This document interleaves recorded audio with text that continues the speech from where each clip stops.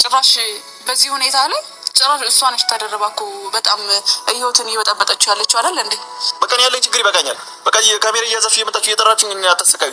ቆይ በማትፈልጊበት ቦታ መሆን በማይፈልግሽ ሰው እንደዚህ መሆን አንቺ ለራስሽ ክብር የለሽም እንዴ? አንቺ ክብር ያለሽ ሴት አይደለሽም? ወንድሜ እየተጎዳ ያለው በአንቺ ምክንያት ነው። ያለበት ችግር አልበቃ ብሎ ሌላ ችግር ሆንሽበት አንቺ ነሽ። እናቴ ምን ያክል በእኔ እንዳፈረች ማውቀው እኔ ነኝ። ይሄን ሁሉ ነገር ግን እያደረኩ የነበረው ስለማገዝ ነበረ። እኔ አጠገብ ሰው ደስተኛ ትሆናለህ ብዬ ስላሰብኩ ነበር። ይሄን ሁሉ መስዋዕትነት እየከፈልኩ ነበር። ይሄን ሁሉ ችግር እየተቋቋምኩ ነበር። ለዛ ነበር። እናመሰግናለሁ። ያንቺ እርዳታ አያስፈልገንም። ያቡን ከጎን እንድትሆኝ አልፈልግም። በቃ እያስጠነቀቅኩሽ ነው። አይካልሽ ግን ችግሩ አሁን ከዚህ በኋላ ከሱ ጋር ሳይሆን ከኔ ጋር ነው።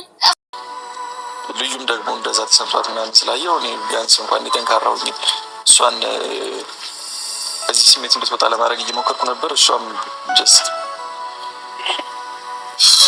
ያልሆነ ስሜት ውስጥ ነው ያለችው እና እሱም ተደራርቦብኝ ምናምንም ጭምር ነው።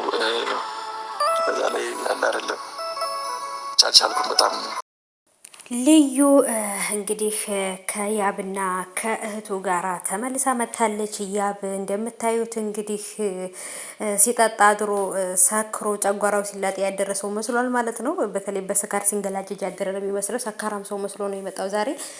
በጣም እንግዲህ ራሱ እንደየጎዳ እንደሆነ ከሄሉ ጋር መለያየቱ እንደጎዳውና ያለበት አሁን ላይ ላይፉ ወይንም ያለበት ህይወቱ ላይ በጣም ከባድ እንደሆነበት ነው ፊቱ ላይ የሚያስታውቀው። በቃ ራሱ እንትን ብሏል ጥሏል። በቃ ተስፋ የቆረጠ ሰው ነው የሚመስለውና ልዩም ደግሞ ባለፈው የልዑልን እህት አይታችሁ ከሆነ እንግዲህ ምን እንዳለቻት ሰምታችኋል ብዬ አስባለሁኝ።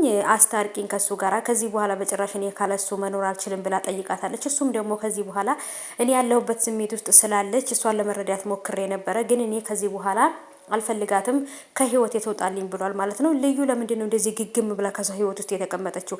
ያብ ከሄሉ ጋር ስለተለያየ በጣም ነው ተስፋ የቆረጠው። እንደምታዩት እንግዲህ በጣም የሚያሳዝን ፊት ውስጥ ነው ያለው በጣም